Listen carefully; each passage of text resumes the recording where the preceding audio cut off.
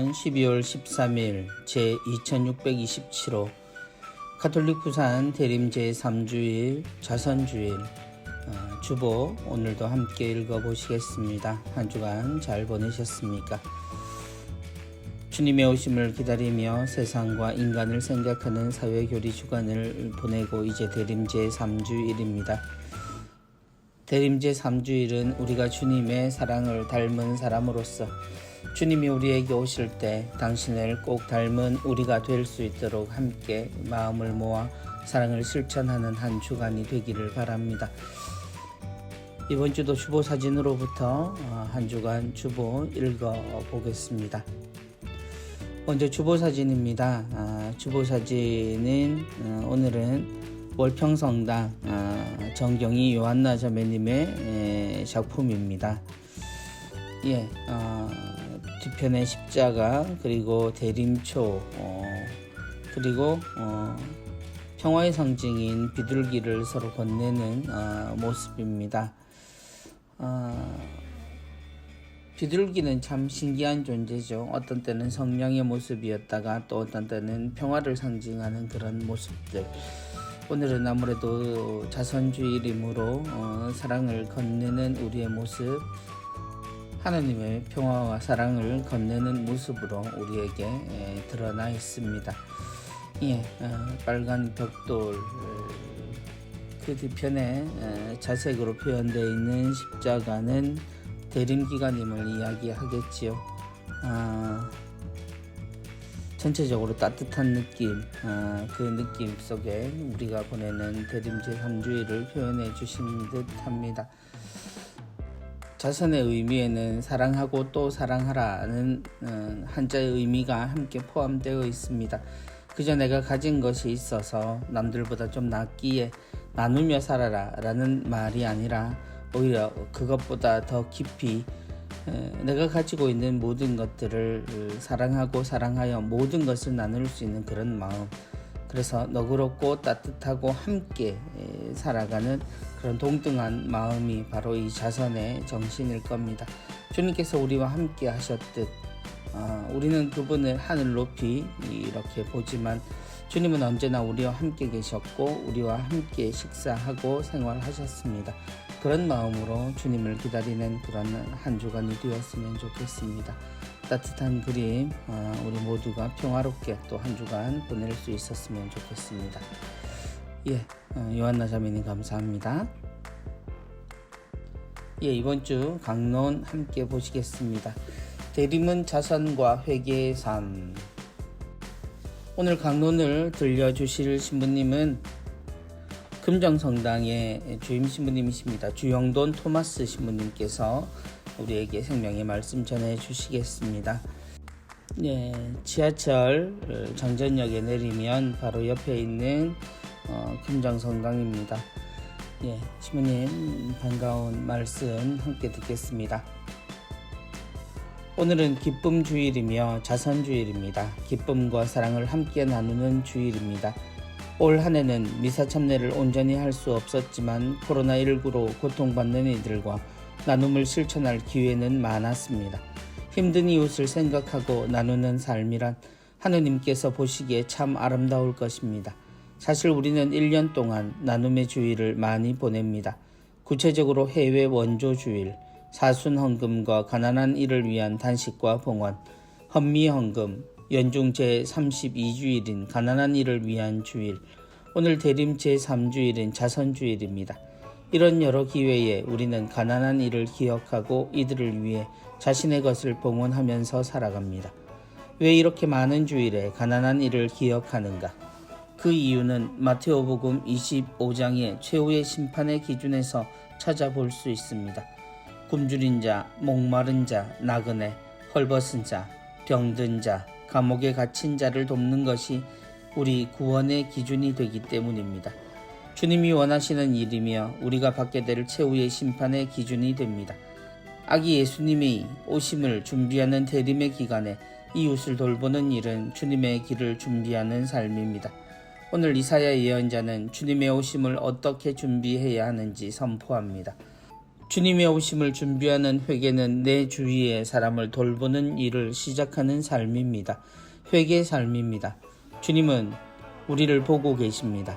또 토빗기는 자선은 사람을 죽음에서 구해주고 모든 죄를 깨끗이 없애준다고 합니다. 자선은 참된 생명을 얻을 수 있는 수단이 됩니다. 대림시기는 주님의 오심을 준비하는 시간이며 회개의 삶을 요청받는 시간입니다. 나의 삶을 돌아보고 회개의 삶을 요청받는 이 시기에 자선의 삶을 통하여 새 생명의 삶을 준비해야 합니다. 이것이 교회가 대림 제3주일을 자선주일로 정한 이유이기도 합니다. 자선과 회개를 실천하는 삶을 살려면 어떻게 살아야 할까요? 제2독서에서는 언제나 기뻐하십시오. 끊임없이 기도하십시오. 모든 일에 감사하십시오. 이것이 하느님의 뜻입니다. 하고 선포합니다. 또 복음에서 선포되는 요한 세례자를 통하여 더 잘 배울 수도 있습니다. 나는 그분의 신발끈을 풀어드리기에도 합당하지 않다. 바로 겸손과 솔직함은 자선을 실천하며 살아가는 우리의 자세입니다. 이번 주간을 보내면서 6가지 사랑의 실천을 구체적으로 계획해보고 또 겸손과 기쁨, 기도, 감사의 삶을 살아갈 수 있기를 기도합시다. 대림절은 두 부분으로 나뉘죠. 이제 곧 맞이하게 될 12월 17일부터 시작되는 대림의 두 번째 기다림은 우리가 아기 예수님으로 오신 예수님의 기억을 되살리고 함께 그분의 사건 안으로 들어가는 것입니다. 그러나 지금 우리는 다시 오실 예수님을 기다리는 시기를 보내고 있죠. 그런 시기에서 가장 중요한 게 무엇일까? 신부님은 우리에게 자선의 중요성에 대해서 말씀해 주셨습니다. 교회가 예수님을 기다리는 그 마지막 메시지로 우리에게 이야기하는 자선이란 사랑의 실천인 거죠. 그리고 그 사랑이란 바로 주님이 우리에게 베푸셨던 사랑입니다. 많은 성경에서 언급되고 있는 사랑의 실천, 그 모든 것의 근본은 바로 예수 그리스도가 우리에게 보내주신 그 사랑, 그리고 우리가 따르게 하신 그 사랑을 우리가 실천하는 것이지요.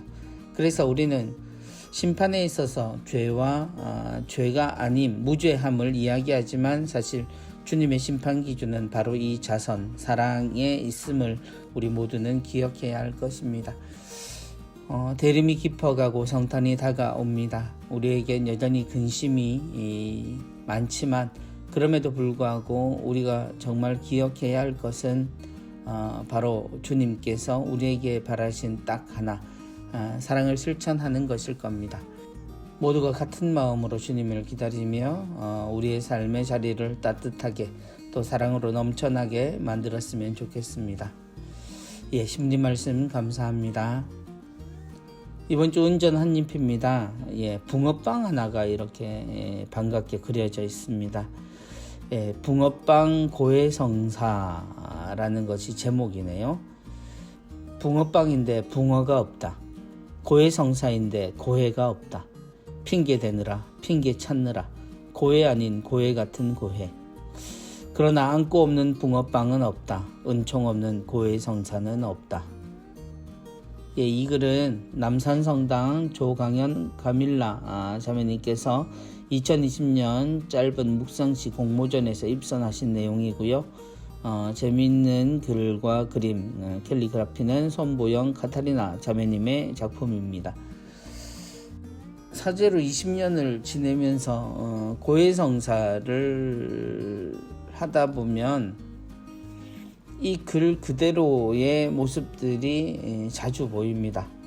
분명 나는 고해성사를 하고 있는데 상담을 하고 있거나 혹은 한풀이를 듣고 있는 게 아닌가 하는 생각이 들 때도 있어요. 그리고 죄는 지었다고 하시는데 내가 죄를 지을 수밖에 없지 않느냐라고 호소하시는 그런 목소리도 듣게 되지요. 자신의 부족함에 대한 솔직한 고백, 인정, 그리고 뉘우침, 다시 시작하겠다는 다짐, 이런 것이 고해성사의 내용이어야 하는데 핑계라고 하기에는 마음의 호소니까 그렇게까지는 이야기하고 싶진 않지만 그럼에도 불구하고 내가 죄를 지을 수밖에 없었던 그 상황에 대한 억울함이 더 크신 것이 많습니다. 그리고 사실 고해성사인데 하기 싫은데 들어오시는 티를 팍팍 내시는 분들도 계시죠. 신자들에게 그런 얘기를 해요. 신자들에게 신앙생활에 있어서 열심히 하는 신자들도 가장 어려워하는 게 고해성사인데, 그렇게 고해성사가 힘들고 어렵고 다소 거북하고 불편한데 그 얘기를 듣고 있는 사람의 입장은 어떨까요? 라고 말입니다.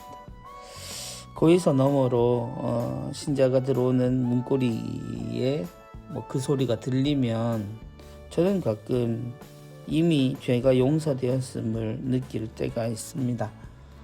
처음부터 그러지는 않았지만 어느 순간부터 그런 생각이 들더라고요.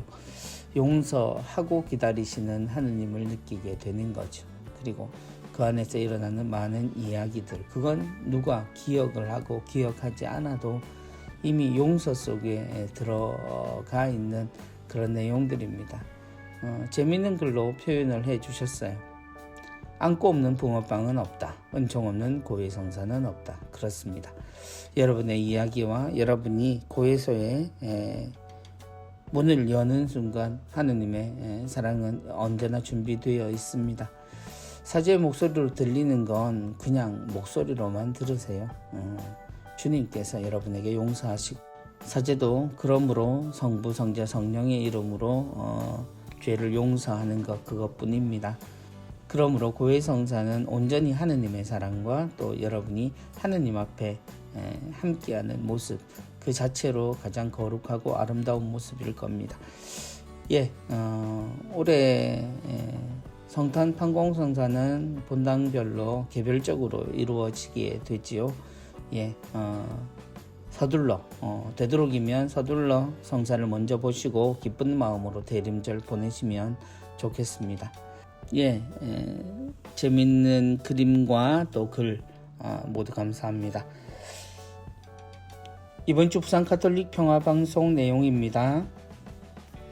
먼저 오늘의 강론입니다. 주영돈 신부님께서 화요일까지 계속해 주시겠고요. 남천 성당 보좌로 계시죠. 김상준 신부님, 수요일에서 토요일까지 생명의 말씀 우리에게 전해 주시겠습니다. 이번 주 하느님과 하나 되는 하루, 하하하 이렇게 되어 있네요. 이재석 신부님께서 진행하십니다. 18일 금요일 2시부터 3시까지요. 그녀의 선택이라는 제목 아래 박소정 알비나 자매님께서 출연하시겠습니다. 사랑이 있는 세상입니다. 이번 주 16일 수요일 하늘탈이 대림특강 세 번째 시간에는 하단지구의 지구장으로 계시죠. 저희 지구입니다. 강은철 신부님 나오셔서 특강해 주시겠고요. 그리고 그 다음 주 23일 수요일에는 대림특강 네 번째 순서로 부산가톨릭대학교의 원영준 신부님께서 나오셔서 성탄 준비 함께 해 주시겠습니다. 많은 분들 대림특강 함께 접하시고요. 요즘처럼 대림특강을 듣기가 쉽지 않은 시기에는 이렇게 방송을 통해서 접해보는 것도 좋을 것 같습니다. 아울러 부산 가톨릭 평화방송 유튜브 채널도 많이 사랑해 주시고 구독, 또 좋은 프로그램에는 좋아요, 그리고 알람 설정해 두시면 잊지 않고 각종 소식 받으실 수 있겠습니다. 누룩입니다. 지상의 행복. 이번 주 지상의 행복 누룩도 만덕성당 이정숙 에스텔 자매님께서 주신 내용입니다. 러시아 작가 톨스토이의 영지 야스나야 폴리아나에는 가난한 자의 나무가 유명했습니다. 매일 어려운 일을 해결하기 위해 농부들, 병자, 거지들, 헤매는 사람들이 찾는 장소였죠. 그 누릅나무에서 톨스토이는 늘 그들의 어려운 점을 들어주고 도와주었습니다. 지금은 톨스토이 박물관이 된 그곳은 과수원에서 해마다 축제가 열린다고 하네요. 과수원은 밤이 되면 사과나무와 오래된 나무들은 깊이 뿌리 내리지 못한 어린 나무들에게 수분을 흘려보내 건강하게 자라나게 한다고 합니다. 어린 나무들은 자라면서 잎을 틔우고 꽃 피고 열매를 맺지요. 우리 인생 주기도 유아기, 목표를 향해 준비하는 청소년기, 청년기를 보냅니다. 아이들 교육과 집 마련으로 바쁜 중년기를 지나 장년기에 접어들면 정신적으로 성숙해지지만 건강의 한계와 자신의 재정 상태를 가늠하게 됩니다. 또한 삶을 돌아다 보며 아름다웠던 부분과 아쉬웠던 점을 들여다보는 시간도 이 시기입니다. 젊은 시절부터 시간을 내어 자원봉사로 이웃의 어려움에 동참하는 것은 보람있는 일이죠. 기부자들의 선한 의향과 자원봉사자들의 활동은 인간 서로를 행복하게 하는 친절함의 선물입니다. 캘거타의 마더 데레사는 우리 시대의 가장 큰 악은 무관심이라고 했지요. 당신의 시간과 재능, 경험과 지혜의 기부가 세상을 따뜻하게 할 수 있습니다. 올해는 장기간의 코로나 바이러스와 잦은 태풍으로 인한 불안한 경제 상황으로 많은 사람들이 생활고를 겪고 있습니다.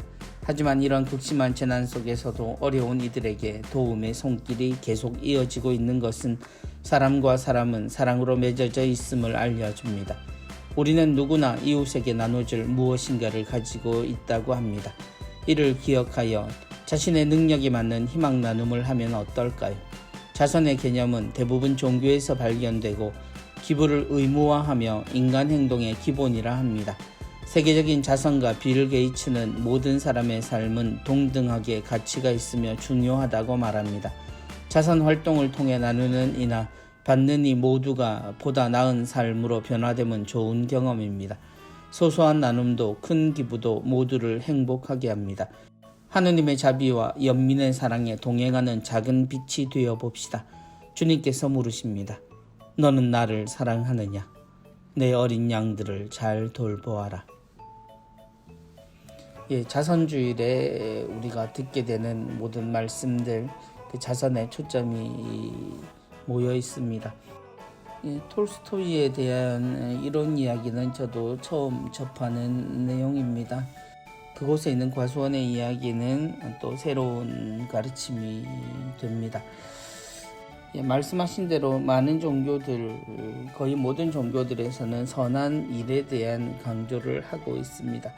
이 선한 일이라고 하는 것은 우리의 부족한 사람됨을 채워주는 처음부터 우리에게 주어져 있던 능력이기도 하고, 또한 우리 모두가 함께 살아야 한다라는, 그래서 서로가 서로의 부족함을 채워주며 서로 기대어 살아가는 사람됨의 이야기이기도 합니다. 이 세상에서 행복하게 살아가는 것, 그건 곧 우리가 하느님의 피조물로서의, 또 당신을 닮은 사람으로서의 모습을 찾는 것입니다. 거기에 가장 합당한 모습이 서로를 돕고 또 함께 살아가는 것이겠죠. 그러한 부분에 있어서 우리 모두는 하느님의 작은 어린 양들이지만 그 양들이 서로 기대어 살아가는 그 따뜻한 모습으로 이 시기 특별히 대림절을 보내고 또 이 위기에 우리 모두를 살리는 그런 삶을 살았으면 좋겠습니다. 따뜻한 말씀 감사합니다. 이번 주 모퉁이 시네마 코너가 있습니다. 크리스마스 별장이라는 영화입니다. 따뜻한 빛은 사랑에서 온다라는 부제를 갖고 2008년작입니다. 마이클 캠퍼스 감독의 작품이네요. 작게 나와 있는 포스터에 올겨울 가족과 나누는 최고의 선물 이렇게 되어 있습니다. 영화에 대한 설명 함께 읽으시겠습니다. 나뭇가지에 소복히 쌓인 눈, 따스하게 마을을 밝히는 불빛, 장갑을 낀 사람들이 걸어가는 모습이 담긴 크리스마스 카드. 지금은 휴대전화에 이모티콘으로 인사를 하지만 12월이면 카드에 손글씨를 쓰며 서로의 안부를 묻던 추억의 시간이 있었습니다. 토마스 킨케이드의 겨울 그림은 서로에게 안녕을 건네는 다정한 인사였습니다. 영화는 버클리대 미술학도였던 빛의 화가 킨케이드의 자전적 이야기를 담은 실화입니다. 크리스마스를 고향에서 보내려고 토마스는 동생과 같이 집에 옵니다. 2주 뒤에 집을 비우라는 최후 독촉장을 본 형제는 엄마를 돕기 위해 일을 찾습니다. 토마스는 마을 벽화를 그리기로 했지만 벽화 작업은 유치하다고 생각했습니다. 그때 글렌 선생님은 사랑하는 사람들을 그림으로 남겨 고향 마을에 선물하라고 합니다. 선생님은 토마스를 예술가의 시선으로 바라보도록 변화시킵니다. 토마스가 들고 온 촛불을 보고 아내를 잃은 슬픔을 그리는 글렌은 빛의 영감을 얻습니다. 글렌과 토마스는 슬픔과 어둠에서 자신이 찾지 못했던 기쁨과 빛을 발견합니다. 자신에게 소중한 고향과 사람들을 잃는다면 삶은 고난의 여정일 겁니다. 감독은 고향 사람들에게 그들의 모습을 담아낸 벽화로 서로의 소중함을 보게 합니다. 눈 내리는 겨울에 모두에게 오는 성탄은 빛입니다. 어둠과 추위로 움츠린 어깨를 더 움츠리게 하는 요즘, 어쩌면 우리는 나무가 울창해서 그 너머의 하늘을 보지 못하고 입만 그렸다는 글렌과 같은 모습일지도 모릅니다. 겨울이 아무리 어둡고 추워도 서로의 사랑이 더해지면 따스한 빛은 환하게 올 것입니다. 오늘도 이미영 채칠리아 자매님께서 영화 한 편을 소개해 주셨습니다. 자전적인 이야기여서 더 접해보고 싶은 이야기입니다. 한 그림 또 한 음악, 이것이 탄생할 때 어떤 사연이 있었는가를 접하는 건 굉장히 중요하죠. 그래야 그 사람 또 그 작품의 내용이 다시 보이기 때문입니다. 물론 모든 책, 그림, 이런 예술품들은 보는 순간, 듣는 순간, 느끼는 순간에 그 독자의 몫이기도 하죠. 그러나 그 작품을 만든 이의 사연을 함께 한다면, 그리고 그 마음에 공감할 수 있다면 더 큰 기쁨이 될 겁니다. 빛의 화가라고 불리는 킹케이드의 작품들을 한번 찾아봤어요. 주보를 보면서 어떤 작품을 그리셨나 봤더니 작품마다 정말 빛이 들어오는, 그리고 반영되는 그늘의 모습들, 또 햇살의 모습들이 이 모든 작품들에 남아 있습니다. 흐린 중에도 햇살은 비치고, 그 햇살이 또 풀숲을 뚫고 길에, 강에, 여러 곳에 이렇게 비춰지는 모습을 그린 작가시네요. 저도 영화 한 편을 통해서 또 작가님을 보게 됩니다. 이 화가에게 영감을 준 어떤 계기가 되는 그런 이야기일 수도 있겠습니다. 고향에 엄마를 돕기 위해서 나선 일, 그 안에서 정작 발견할 수 있었던 것은 자신의 평생의 삶의 주제가 되는 그 빛이었다는 것. 성탄에 우리는 모두 그리스도의 탄생을 기억하고 있지만 그 탄생의 의미를 어떻게 생각하고 어떻게 느끼느냐에 따라 사람의 모습은 굉장히 달라질 수 있습니다. 크리스마스 별장 꼭 영화 한 편 보셨으면 좋겠습니다. 한 사람에게 이런 평생의 영감을 줄 수 있는 계기는 아주 작은 출발, 곧 어머니를 돕겠다는 그 사랑의 마음에서 출발했다는 점에서 자선주일에도 꼭 어울리는 그런 영화인 듯 싶습니다. 감사합니다. 이번 주 카톡입니다. 이번 주 카톡은 마르타 자매와 함께 나누는 이야기네요. 오늘 성당에서 봤는데 너무 바빠 보여 인사도 못했네요. 레지오도 못하니 얼굴 보기 힘드네요. 미사 전에 발열 체크 봉사하고 미사 끝나면 소독하고 청소까지 하느라 정신이 없었어요. 자매님 봉사하는 모습 보면 배울 점이 많아요. 활동은 많이 하긴 했는데 묵죽이다가 너무 적어서 활동 보고 때 민망해요. 핑계 같지만 기도할 시간이 없는 것 같아요. 이웃을 위해 봉사하고 나누는 활동도 기도의 하나일 수는 있지만 너무 활동에만 치중하게 되면 나와 하느님의 관계가 멀어질 수 있어요. 맞아요. 요즘 성당에 일하러 가는 건지 기도하러 가는 건지 저도 한 번씩 헷갈려요. 교황님께서도 교회의 가장 중요한 사명은 기도하는 것이라고 말씀하셨어요. 조용하게 성전에 앉아 하느님과 단둘이 보내는 시간도 한번 가져보세요. 그러면 주님께서는 기쁘게 봉사할 마음도 주시겠죠. 성당마다 여기 나오는 마르타 자매님, 그리고 성경에 나오는 마르타와 같은 이런 분들이 계세요. 열심히 봉사하시죠. 열심히 일도 하시고요. 근데 그 모습 때문에 기도할 시간이 없다.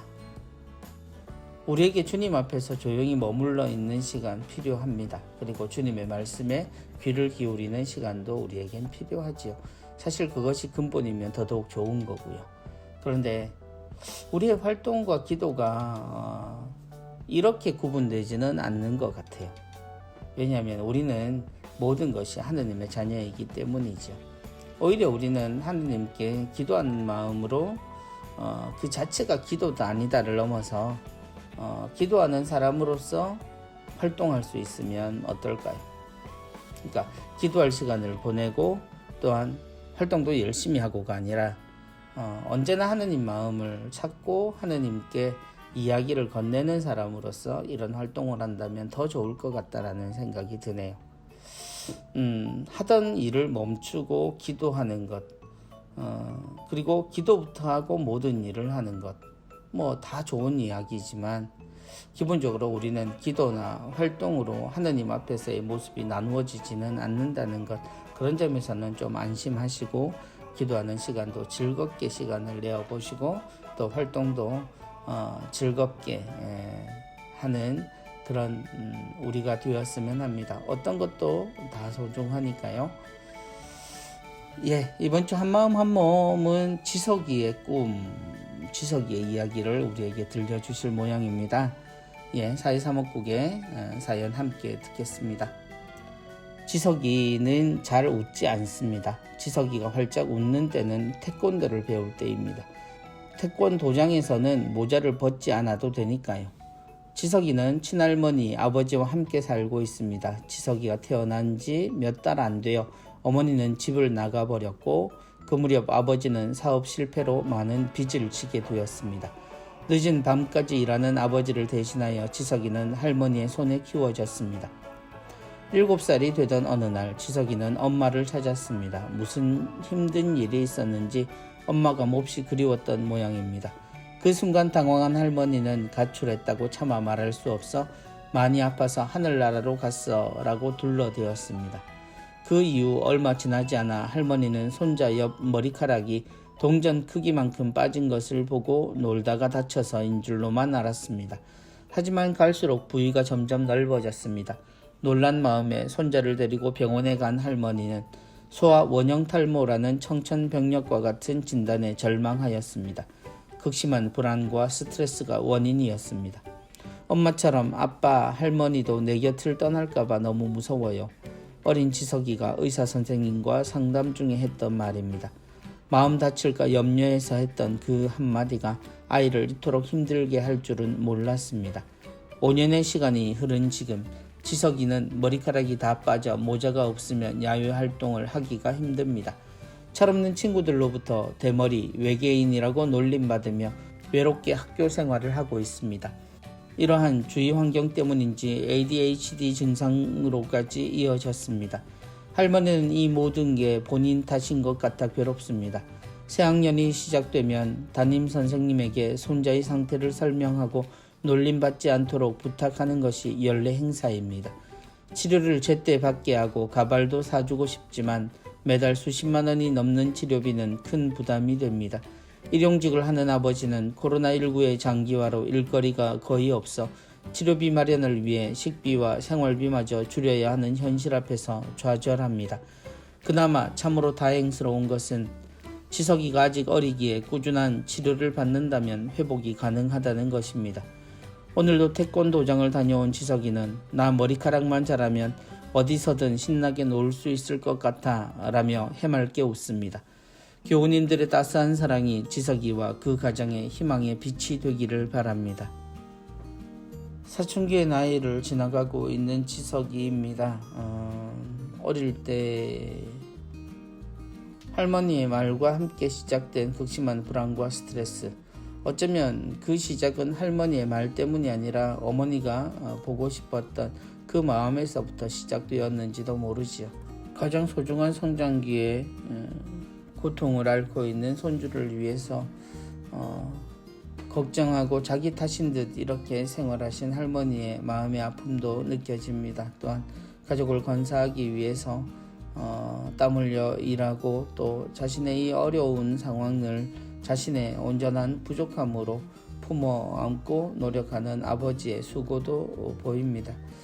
어쩌면 오늘의 사연은 지석이의 아픔보다는 지석이 가정이 가지고 있는 힘들고 어려운 상황들을 고스란히 우리에게 전해주는 것 같습니다. 지석이의 꿈이라고 되어 있습니다만 이 꿈이 우리가 말하는 장래의 희망이 아니지요. 지금의 꿈일 수 있고 또한 가장 어린이다운 그리고 그 친구에게 이 머리카락이 주는 그 가치라는 것이 의료적인 혜택 이상을 넘어서는 그가 자유롭지 못한 이 세상을 정말 천진난만하게 뛰어놀아야 하는 아이로서의 가장 큰 장애가 되고 있습니다. 이 가정의 사랑의 손길을 기다립니다. 함께 따뜻한 온정을 나누어 주실 분들은 천주교 부산교구 신협과 부산은행 계좌로 도움 주시면 좋겠습니다. 이번 주 특집입니다. 생명을 환대하는 그리스도인의 꿈이라는 제목으로 대구 가톨릭대학교 신학대학의 우리 신학생들과 함께 생활하시는 최성욱 토마스 아퀴나스 신부님께서 글을 올려주셨습니다. 인간을 통해 죽음이 이 세상에 들어왔다. 오직 인격들만 죽는다. 인간만이 죽음을 걱정하고 해석한다는 점에서 죽음은 인간 행위입니다. 낙태와 교회의 가르침에 관한 글을 부탁받았을 때 로베르트 슈페만의 글이 떠올랐습니다. 생명과 죽음에 대한 다양한 해석은 삶의 의미를 어디에 두는지 알려주고 그 사람이 중요하게 여기는 영성을 반영합니다. 낙태에 대해서도 국가와 사회가 다양한 해석을 내어놓을 것입니다. 하지만 제가 나누고 싶은 질문은 그래서 나는 그리스도인으로서 어떤 의미와 가치를 발견할 것인가 입니다. 이런 고민을 하는 까닭은 하느님 사랑 안에서 삶의 최우선 가치를 발견하는 그리스도인에게 생명이 탄생하는 순간은 인간의 사건이기도 하지만 먼저 하느님이 하신 일이 되기 때문입니다.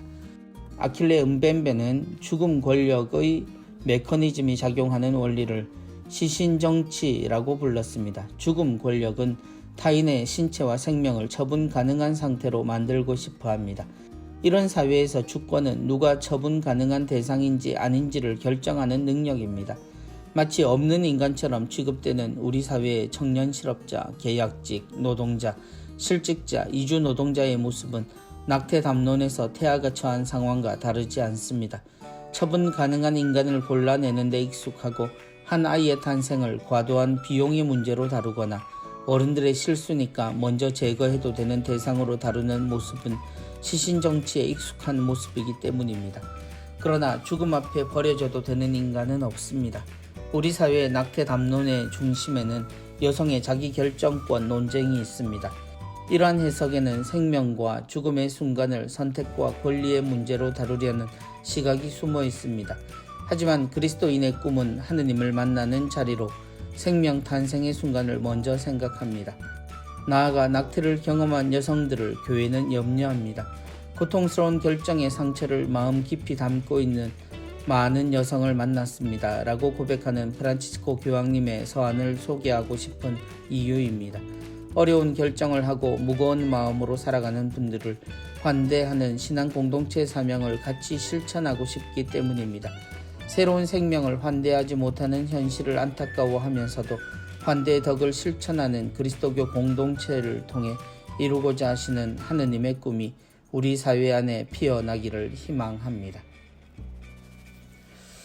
생명을 환대하는 그리스도인의 꿈이라는 것은 낙태와 교회의 가르침에 관한 내용이었습니다. 시부님이 소개해 주신 죽음 권력의 메커니즘이 작용하는 시신정치라는 잔인한 세대, 그 세대의 모습을 우리도 갖추고 있지요. 사람의 생명보다 또 사람의 인권보다 더 중요한 가치들이 존재하는, 그리고 그것에 의해서 어쩔 수 없다라는 이야기로 누군가는 죽어야만 하는 그런 자신이 바라지 않는 누군가에 의해서 자신의 생명마저 판단받는 세상 안에 우리가 살고 있음도 분명합니다. 그러나 그런 것을 우리가 적극적으로 제도로 만들고 죽어도 되는 인생들을 범주 안에 몰아넣는 것은 그것은 옳은 일이다 혹은 어쩔 수 없는 일이다 라는 표현으로 모두가 가능한 것은 아닐 겁니다. 우리의 생명은 누구도 그 시작에 있어서 판단으로 태어나지 않았습니다. 그리고 우리의 죽음마저도 우리는 우리 스스로 결정할 수 없다라는 사실을 분명히 압니다. 그것을 권리라고 하기에 모든 것이 사라지는 것은 우리의 삶이 모두와 함께 산다는 것은 전혀 고려되지 않은 부분입니다. 그래서 안타까워하고 그것은 잘못이라고 분명히 말해야 합니다. 사람의 탄생은 어떤 경우에도 우리가 설명하지 못하는 상황을 사람들에게 자아냅니다. 사람의 인생에서 가장 약한 때는 언제일까요?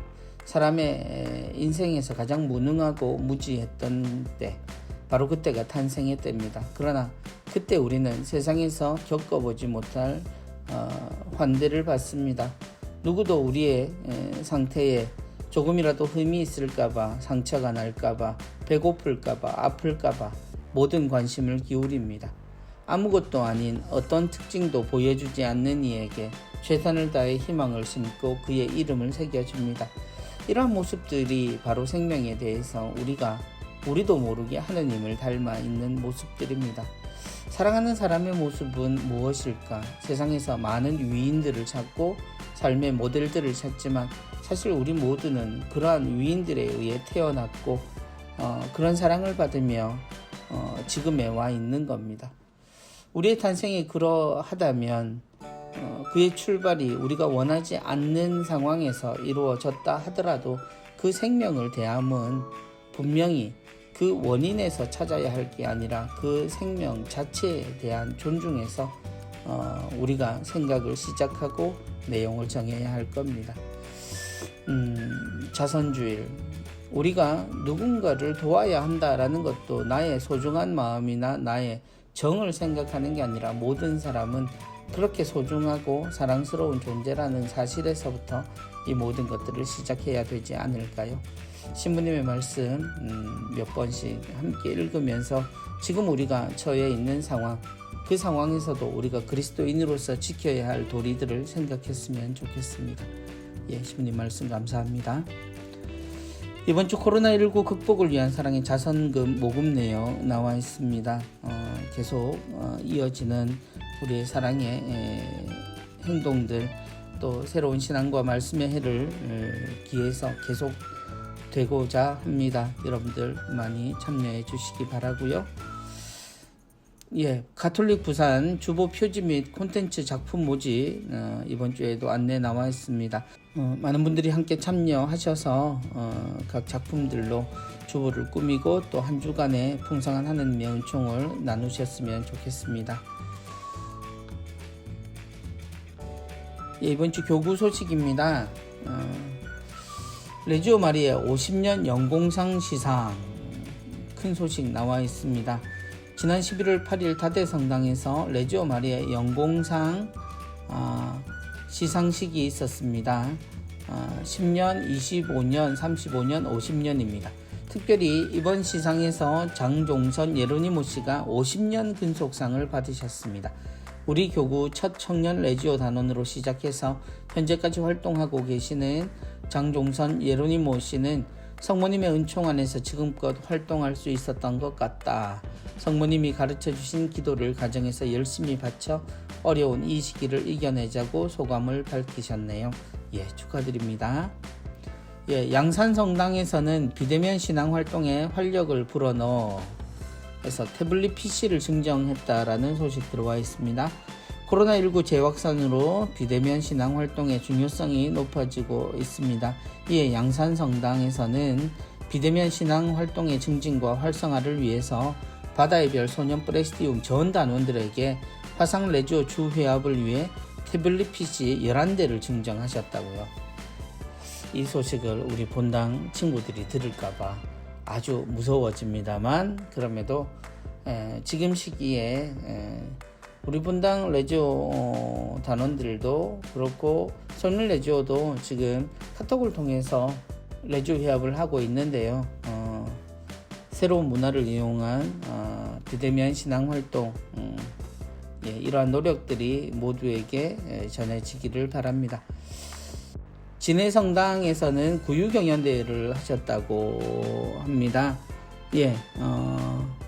보통 구유경연대회가 초등부나 중고등부 주일학교에서는 많이 이루어지는데요. 본당 안에서 이렇게 구유들을 전시하고 함께하는 모습입니다. 성탄을 지내는 아주 다양한 모습. 지금 시기가 많이 힘든 시기여서 활동을 하기가 그렇게 쉽지 않은데도 본당에서 그 틈에 재미있는 이런 성탄 준비를 하셨습니다. 교황님 축복장에 대한 소식입니다. 동네 성당 신자 박성자 대레사 씨는 지난 12월 7일 교구청에서 프란치스코 교황님 축복장을 교구장 손산석 주교님으로부터 받으셨습니다.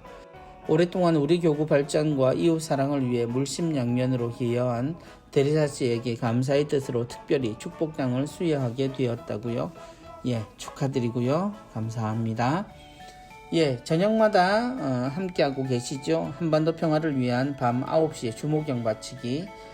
앞으로도 계속 저녁이면 우리의 기도가 이 나라 이 땅에 평화를 가져오기를 모두 함께 한 마음으로 기도해야 되겠습니다. 교구의 잔치죠. 2021년 부산교구 사제부재 서품식이 공지되었습니다. 1월 8일입니다. 내년 1월 8일 금요일 오후 2시입니다. 기존에 아침에 하던 것과는 달리 오후 2시 주교자 남천성당에서 교구장 손삼석 주교님의 주례로 사제 부재 서품식이 있습니다. 저희 본당에도 부재 후보자가 한 분 계셔서 준비를 하고 있습니다만 코로나 상황 안에서 이루어지는 서품식이기 때문에 그야말로 기존의 서품식과는 많은 부분에서 변화가 있습니다. 그래서 이어지는 서품식에 대한 내용들은 다음 주보 안내에서도 이야기를 하겠습니다만 많은 분들이 함께 그 어느 때보다 기도와 정성 또 기울여 주시면 좋겠습니다. 기관 재단체 위원회 소식입니다. 파티마 성모 발현 기념일 기도회 12월 13일 1시에 푸른 군대 경당에서 있겠습니다. 빈민사목 후원미사 문현성당에서 12월 14일 월요일 10시 반에 있겠습니다. 반송 빗둘레 나눔 가게에서 깨끗한 의류 신발 가방 겨울이어서 더 많이 필요합니다. 많은 분들 문의하시고 도와주시기 바랍니다. 정의평화위원회 아름다운 세상을 여는 미사는 14일 월요일 7시 반에 멸종에 저항하라 기후 비상시대에 살아남는 방식 해서 가톨릭 기후행동의 맹주영 형제님 나오셔서 환경에 대한 이야기들 우리에게 들려주실 겁니다. 유튜브로도 중계가 되니까 많은 분들 함께 부산 가톨릭 평화방송에서 중계되는 미사 내용 함께 하시면 좋겠습니다. 부산 천하콜로 다락방 기도회 월미사 안내되어 있습니다. 가야성당에서 15일에 있겠습니다. 오륜대 순교자 성지 후원의 미사 및 특강 있습니다. 이번 17일에는 복녀 윤점회 앙하다에 대해서 특강이 있겠고요. 오륜대 순교자 성지 오전 11시에 미사와 함께 있겠습니다. 부산교회사 연구소 순교자 현양 미사가 있습니다. 19일 부산 가톨릭대학 신학교정 양재현 마르티노관 2층 그레고리오 성당에서 11시에 있겠습니다. 민족화해위원회에서는 민족의 화해와 일치를 위한 수요 기도 모임과 미사가 있겠습니다. 매월 세 번째 수요일 오후 3시에 있겠습니다. 가톨릭센터 3층 301호 배움터에서 있겠습니다. 성령쇄신 봉사회에서 백단 묵주기도회 준비되고 있습니다. 수요 치유미사 있겠고요. 금요 밤미사 젊은이 기도회 젊은이 기도회는 1월부터 시작을 한다고 하네요. 군종 후원의 미사 있습니다. 12월 17일 부산에서는 금정성당에서 10시 반에 최혁 신부님, 그리고 울산에서는 1월 8일 10시에 옥동성당에서 강인구 신부님이 집전하시겠습니다. 부산 미바회에서 후원 미사 안내되어 있습니다. 문현성당입니다. 18일 금요일 오전 10시입니다. 가톨릭 센터에서 미화반 직원으로 일하실 분을 구하고 있습니다. 평신도 선교사에 찾아가는 교리 안내되어 있습니다. 몸이 불편하신 분들은 가정 방문을 해드리고요. 또 교리교사가 부족한 성당에서는 본당 방문을 통해서 도움을 주십니다. 교육 모집 기타 내용입니다. 한국 외방선교 수녀회 후원의 미사 사직 대건성당에서 18일 금요일 10시에 있겠습니다. 이태석 신부 참사랑 후원 미사 이태석 신부 기념관 4층에서 19일 토요일 10시에 있겠습니다. 예수 성심 정교수도회 후원의 미사가 성분도 은혜의 집 4층에서 18일 금요일 오후 1시 30분에 있겠습니다. 티 없으신 마리아 성심 재속 3회 지원자를 모집합니다. 21일 월요일 오전 9시 반에 마리아 피정센터로 오시면 되겠습니다. 밀양 가르멜 수녀원 후원의 미사는 코로나19로 인해서 12월 후원의 미사가 없다고 안내되어 있습니다. 또한 사랑의 성모 수녀회 후원 가족 미사도 코로나19로 인해 무기한 연기되었다고 합니다.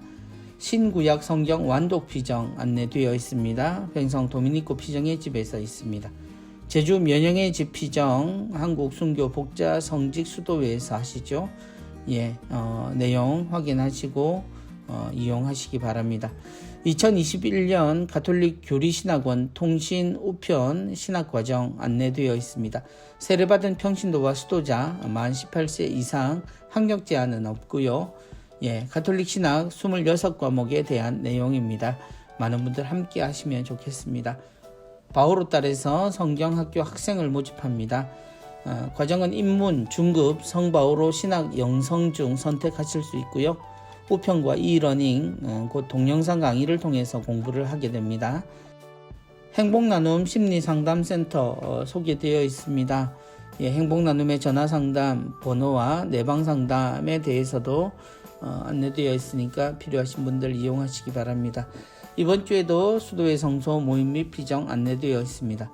천주의 성요한 의료봉사 수도회, 스승예수의 제자 수녀회, 한국 순교복자 빨마 수녀회, 정교 가르멜 수녀회, 프란치스코 정교 봉사 수녀회 모두 시간과 장소들 모두 참조하시고 성소자들도 성소에 관심이 있는 분들 많이들 연락하시고 문의 이용 바랍니다. 오늘도 여기까지 주보를 함께 나누어 보셨습니다. 대림제 3주일 자선주일입니다. 대림제 3주일 이제 12월도 중순에 왔고 성탄이 얼마 남지 않았습니다. 지금 시기라면 길마다 성탄 캐롤이 가득하고 아름답게 길거리를 수놓은 성탄 불빛이 시기는 아직 오지 않았지만 그럼에도 이 사회는 성탄을 기뻐하는 문화가 이미 형성되어 있죠. 그러나 올해만큼은 그 기쁨이 조금 덜한 것 같기도 하고요. 조심스럽기도 합니다. 밤 9시가 지나면 상가의 불이 꺼지는 것처럼 우리의 마음들도 다소 많이 어두워져 있는 것도 사실입니다. 그러나 이 시기에 여전히 꺼지지 않아야 하는 것이 있다면 가장 힘들고 어려운 이들을 생각하는 마음, 그리고 우리가 할 수 있는 것에 대해 노력하는 그런 따뜻한 마음일 겁니다. 대림제 3주일 분홍색으로 표현이 되어 있죠. 기쁨을 상징합니다. 자선이란 따뜻함보다는 기쁨의 내용이어야 합니다. 모두가 함께 즐겁게 이 시기를 보냈으면 좋겠습니다. 시기가 좋지 않다고 하여 우리가 기뻐하지 않을 이유는 없으니까 말입니다. 모두 함께 기뻐하는 그런 대림 3주일 또 3주간 되시고요. 그 사랑이 가득해서 다음 주간부터 우리가 맞이하게 되는 아기 예수님의 성탄도 잘 맞이할 수 있도록 준비했으면 좋겠습니다. 한 주간 동안 잘 보내십시오. 건강하시고요. 안녕히 계십시오.